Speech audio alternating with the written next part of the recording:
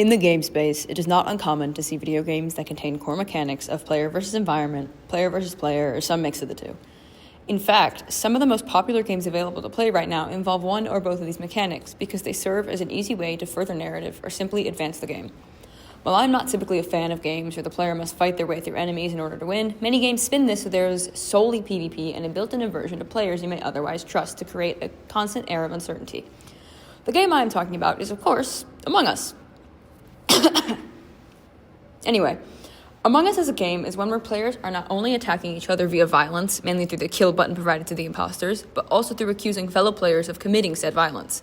From this, other players can eject who they believe to be guilty based on these accusations, and this gameplay repeats until either the imposters or the crewmates win.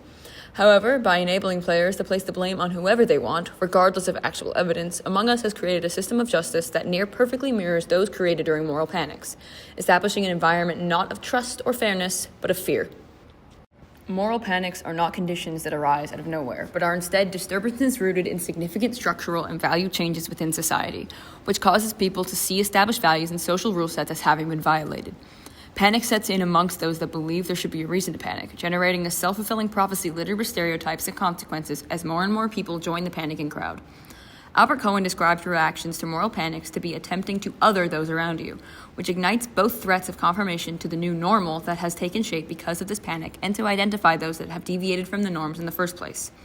Among Us is able to implement all of the core mechanics of moral panics into the game space to invoke this feeling of untrustworthiness and suspicion within all of its players, regardless of if they are crewmate or imposter. Imposters have to worry about blending in with the norms of crewmates by faking tasks and accusing other players of being the imposters. And while it would seem like crewmates have different worries in the game, a closer look at the actions performed by each type of player shows that they don't. Crewmates must also worry about adhering to the norms of what it means to be a crewmate, even when they are actually completing tasks or saw an imposter murder another player, because any slight deviance from what is expected of them can be enough to convince others to throw them out into space, innocent or not. If a player is deemed to have finished a task too quickly, they are accused. If a player lingers in one place for too long, they are accused. If a player speaks too quickly or too slowly, they are accused. If a player happened to be where a dead body was found minutes beforehand, they are accused. Rampant pointing of fingers, or whatever the equivalent would be in a game where the player characters only have hands sometimes, is a key characteristic of communities during moral panics, and as seen in games like Among Us, if an accusation exists for a substantial amount of time, the rest of the team may decide to displace, or in this case eject, the accused simply because they feel it is the safer thing to do, regardless of the lack of substantial evidence or the consequences of killing the wrong person. This act of displacing those that have deviated is what Jock Young calls a disproportional reaction to the circumstances at hand, which is often what causes general societal disruption to turn into a moral panic. The extreme reactions of displacing or even killing those who have deviated is an attempt to place the anxieties onto a scapegoat, whether that be a single person or an entire group, in order to quell the panic that has arisen because others have deemed them harmful, a product of the self-fulfilling prophecy mentioned beforehand. The problem with this solution, however, is that it doesn't work. One of the most well-known and infamous moral panics were the Salem witch trials that took place in the late 1690s in Massachusetts. The women and men accused of witchcraft were seen as evildoers, or folk devils, and deemed to be corrupting the moral order of the rest of the townspeople. A consequence of this so-called moral corruption was stricter social control, a mechanism not only seen during the Salem witch trials, but during other moral panics like the Red Scare, Blood Libel, and the Lavender Scare, and can also be seen in Among Us through the assignment of typical crewmate or imposter characteristics. The control implemented in Salem was mainly through the use of sermons, typically during or after executions. Documented sermons, particularly those of Deodit Lawson, show signs of riling up the rest of the community when it looked as though the trials might have lost credibility, and so the ministers were there to re-energize them and to make it clear that something must be done.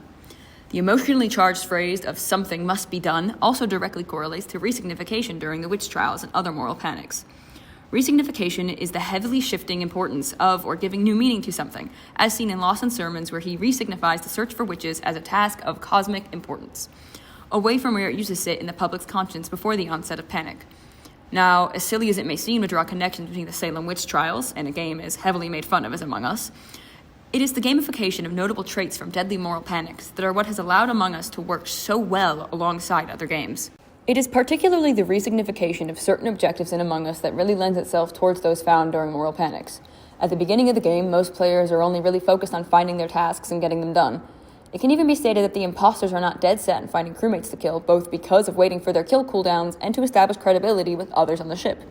However, as more crewmates die and more suspicion is thrown around, resignification of the object of the game is shifted from completing tasks to focus solely on finding the imposters. This very act of changing the goal from team collaboration to expulsion of the guilty is exactly what causes Among Us to delve further into moral panic territory because, as stated before, this is what happens when fear overtakes a community and trust falls apart. Players no longer want to be alone with anybody else, regardless of their previous trust in them before this resignification, just in case they are an imposter. Tasks are a certifiable way to win as a crewmate, since no matter how much a player believes someone is an imposter, there is always a chance they could be wrong. Yet the rounds will almost always become about finding imposters instead of finishing tasks. Despite this, in certain gameplays of Among Us, crewmates will go back to wanting a tasks win because they know the imposters will likely kill them before they get ejected. Breaking of trust, however, goes both ways in this game. Those who get ejected are still able to semi-interact with their environments, so imposters can still sabotage and crewmates can still complete tasks. If the objective of a game of Among Us shifts from tasks to ejection and then back to tasks, living crewmates are often at the disposal of the very players they ejected in rounds prior.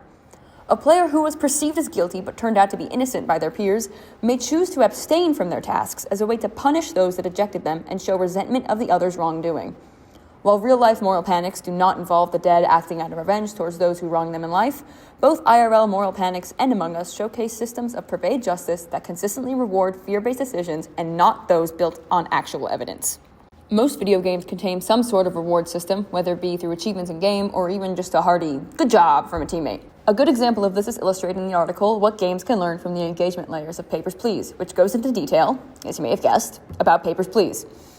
In this game, the players are rewarded or punished based on certain actions they take, but as the game goes on, the reward system becomes muddled and the player becomes incapable of making the right decision. The article also goes into how reward systems like this are more engaging and useful in the game space since they require the player to battle internally with themselves, and resolving internal conflicts is inherently more meaningful than performing actions to get rewards because the final reward is us no longer feeling conflicted. While these kinds of rewards are mainly placed into game spaces, that does not mean they are not also applicable to real life. Both the Salem witch trials and the Red Scare used gamification within their justice systems to get people to report others for their supposed deviation, with the final reward being the loss of conflict when the accused is convicted or executed. The same sort of system is found in Among Us as well, as there is not a conventional or really any standard reward system in the game for correctly voting out imposters or even for winning. Among Us has taken both the idea of a reward system built out of internal conflict in the game space and the gamification of justice during moral panics and turned them into the same thing. A crewmate in Among Us is constantly conflicted on who to trust during the game, and if everyone is accusing the same person of being an imposter during a meeting, a player is rewarded socially for going along with the group and may lose this internal conflict once the accused is ejected. Imposters and crewmates will follow this line of thinking, because if they do not go along with the rest, they risk being the next on the chopping block, maintaining a system of fear in all of its players. This system can be called a justice system, but it is justice that punishes those who do not follow the group and shows that extreme actions taken during moral panics are done out of a selfish need to resolve personal internal conflicts and do not actually care about being fair. Fairness has also never been the point of accusations during moral panics, or in Among Us, since, as Neil Patrick puts it, contemporary beliefs about justice are something more than simply beliefs. We need an explanation of their rationality, that is, of their genuinely moral, and not merely empirical force. A justice system based on fear is not genuinely moral, but it continues to exist because people in communities undergoing immense panic believe in its empirical force. But, as stated before, this force carries suspicion instead of trust. This is furthered in Among Us through the use of the environment and the signs, or lack thereof, of what the game actually tells the players. Among Us is not a game that actually contains any narrative in the traditional sense, but its environment relays information to the players that helps further the overall panic exuded by the players. The game contains a multitude of tasks that are visual, meaning that the other players are able to see the effects these tasks have on the environment. These include taking out the garbage by launching it into space, shooting lasers to destroy asteroids, and scanning in the medbay. Visual tasks are also able to be turned off, along with a visual cue that confirms or denies if the person ejected was actually the imposter, typically making the game harder because uncertainty is further introduced. This type of environmental storytelling is known as a spatial story, where there is not actually a story-like narrative, but instead emphasis on privileging spatial exploration over plot development. As such, the games that are spatial stories are held together by broadly defined goals and conflicts and pushed forward by the character's movement across the map. Among Us, by this definition, is a perfect example of spatial storytelling, especially in regards to conflicts being aided by players moving throughout the map. Due to this, games that involve conflict only via player action, and especially a game like Among Us, where the player-on-player violence changes based on the uncertainty factor, will typically contain signs that lead players to certain conclusions about their fellow players, whether it be looking different or acting differently in-game. What is interesting to note, though, is that Among Us does not actually contain any of these signs. Within the game, imposters may have different tasks than crewmates do, notably the task to sabotage and kill crewmates to win, and the ability to travel through the vents. But besides that, the game itself does not give the player any instructions to reliably identify the imposters. Imposters look the same as crewmates do, and for a majority of the game, also act like how the crewmates do. Should players decide to turn off visual tasks and imposter confirmation, there are genuinely no telltale signs of what an imposter acts like in the game unless you actively see them murder somebody. It is solely the players of the game that have constructed this idea of what a crewmate should act like, or what deems another player suspicious, an idea that is not based in the reality of the game. Even its title, Among Us, helps to narrate the spatial storytelling of the unknown, but does not actually state what the danger among the crew is. It is telling that the title is not Imposter Among Us or anything of the sort, because the game, being based on moral panics, knows that the real danger does not lie with the uncertainty, but with people's reactions to the uncertainty. Disproportionate responses often lead to heightened emotions, namely fear, and can cause people to throw out accusations without evidence to back them up. Much like with stereotypes and constant stigmatization of certain people or groups during moral panics, the people being accused often end up becoming like the label, just because others have already decided they are guilty. If a player is suspicious of another, then every action the other commits is going to look suspicious. Conversely, if a player has built up enough trust within the community, their actions that would otherwise be seen as suspect can be more easily excused.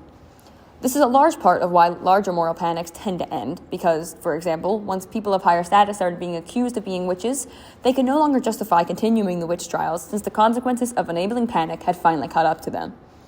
This is once again where the idea of justice built on fear and not fairness or trust comes in, since members of a community establish credibility by playing off of the fears of those around them, whether knowingly or not. A crewmate establishes credibility with other players by sticking with them and not killing them, and a powerful leader remains unaccused if they are constantly pushing the extreme of something must be done. What looks like trust on the outside quickly falls apart when there is no one left to blame. However, and it is often the case where the crewmate you once trusted, or even your fellow imposter, will throw you under the bus if it serves them to get rid of their own internal conflict or to keep their standing in the group. The gamification of justice in both Among Us and the moral panics it mirrors is not a game where everyone has a fair chance at winning. During real-life panics, it is those with higher standing that use the grounds of morality to control the people in a community. And in the game space, it is a player who has studied the game that will unquestionably win more than chance would dictate against a naive player, because he understands how human psychology is likely to affect the choices of his opponent. In a game built on fear of those around you, the players or people who know how to manipulate human psychology are the ones most likely to win, regardless of how fair the game may seem to other players. The fairness that is seen in Among Us comes undone once a player has played the game more and becomes familiar with the tactics used by other players. While it may seem at first glance that turning off visual cues makes the game fairer for all players, it in turn makes the players more prone to eject more people than they otherwise would for the perceived good of the rest of the crew. Among Us relies heavily on word-of-mouth accusations of other players, and much like its real-life counterpart, it is typically the one accusing another the loudest that gets listened to. This itself is not always a viable strategy, however, as in many rounds of the game, the group will decide to eject both parties anyways as a way to be better safe than sorry, even if it makes more sense to eject one or neither of them instead. Knowing this, oftentimes imposters will use the fear-based system in place to take the blame off of themselves, whether it be by establishing credibility with crewmates they didn't kill, or even being willing to rat out their imposter teammate when suspicion starts to fall on them. It is interesting to note that this line of thinking is usually only opened up when a player is the imposter and not when they play as a crewmate, likely due to the moral panic-esque environment only affecting those that have to worry about being accused or getting killed, and not those that actually hold that power and know they are guilty.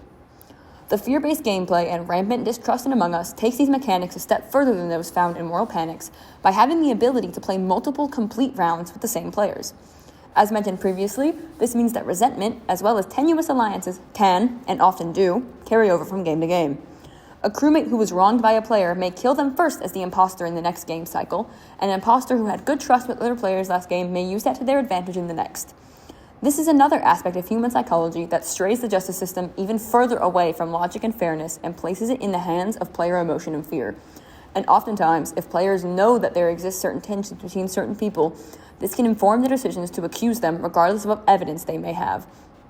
An imposter who knows that a crewmate is suspicious and also holds resentment towards another player for happenings rounds prior may actively choose to go after said player because it places heavy blame on the suspect crewmate.